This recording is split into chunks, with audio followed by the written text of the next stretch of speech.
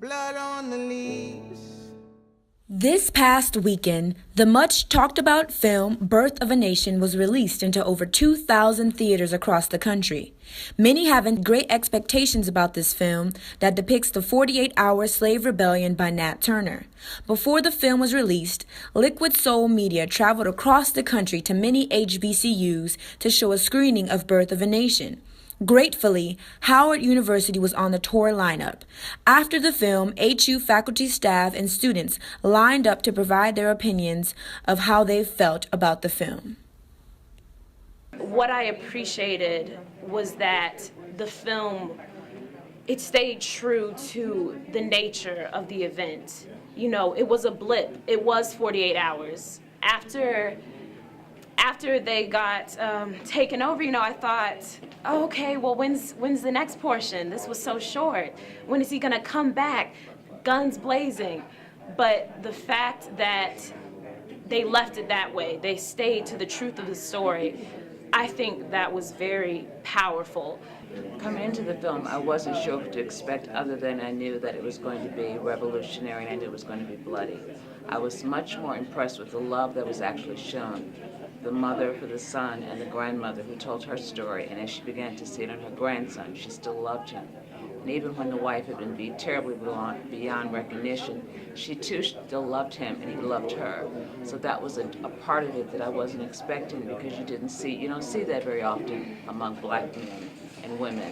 And even in dire situations, they were still able to. And I loved it when he rode up on the horse and jumped off and kissed her, and she was amazed. So when he went down to ask her to marry him, she was about to go down. So there was an innocence and a beauty in that, and that will carry with me beyond just the actual horrible situation of the plantation. So we did love one another, and it was a wonderful thing to carry.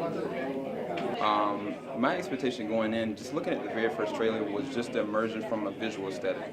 Like, the cinematography just looked beautiful. When I saw the bloodshed come off of like the cotton field, and actually seeing like the little kid like being pulled around by this other little white kid, you know, and it was just, for me, it was really gut-wrenching to actually watch from a visual standpoint. I expected the realism that we actually saw, but what I also thought of is the parallel that we're having to right now with the brutality and the killings and the marginalization, the marginalization of our people. I'm looking at how we are disrespected and how we continue to experience this. And the question is, how do we fix this? Because the right people have to see this movie. It's not just a black movie, it is a universal movie, and the only way we can fix what is going on with all people is for all of us to come together, and we are going to have to improve what we hear about history. We have to actually make it real history. What we're seeing right now is not history. What we saw today was history. What I expected to experience this time, I did experience, which is a reminder of the fact that very little has changed. The year Nat Turner was born was the same year that Denmark Vesey fought his freedom in Charleston, South Carolina. And it was the same year that they had the rebellion in Richmond, the Gabriel Prosper Rebellion. So, you know, some things are no accident. Yesterday on the National Mall, they created, or rather opened, the new Museum of African American History and Culture.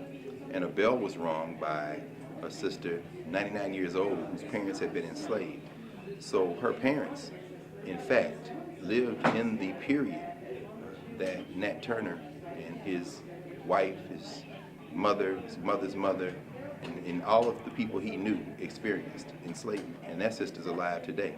The film was definitely crazy. It moved so many people to tears, so many reactions. I definitely urge you and everybody else who may be watching to actually go and see this movie, because it's something not just African Americans should see, but Caucasians, Hispanics, Asians, everyone should understand what the African American culture had to go through. This is definitely something that could change lives.